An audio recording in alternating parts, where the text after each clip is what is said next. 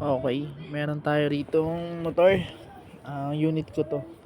Ngayon, ayan makikita nyo ano 'yan, oil seal 'no. Ayan, yung oil seal na 'yan makikita 'yan sa sigunyal dito sa may CVT natin. Ayan, yung tinuturo ko na 'yan, dun 'yan nakakabit. So, ire-replace natin. Kung bakit natin ire-replace, kasi yan yung dahilan kung bakit sa tuwing magche-change oil tayo, hindi na kumpleto yung nakukuha natin langis, 'no?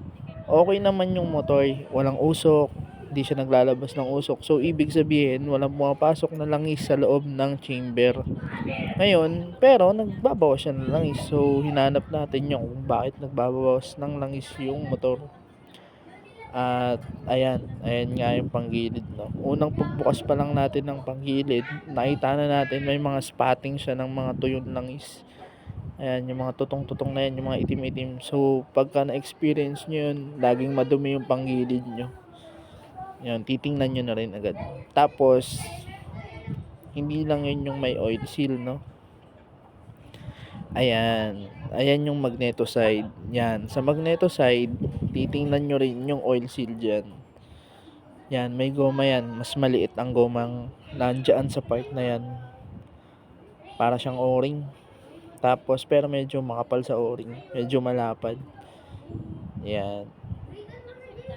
Pagka halimbawang may katas na din, nagkukos yun ng mahinang pagkarga sa ating stator. Ayan, no. Nilinis na rin kasi natin dito yung stator, kaya binaklas na natin lahat. Makikita nyo, ayan yung stator nya, tapos magneto. Yan. Yan ang ano nya. Pagka naman kasi madumi talaga yan, nagkukos ng mahinang supply ng kuryente. Malalaman mo yan sa voltmeter mo. Kasi dapat pagka umaandar, nag-range ka ng 14.5 volts, 14.2, pabago-bago. Pero pag nakapatay, dapat 12 volts yun, no? So, pag umaandar ka at nagbabawas yung supply ng kuryente, ay maghinala ka na agad. Tsaka, i-check din natin tong mga to, yung sa wiring harness.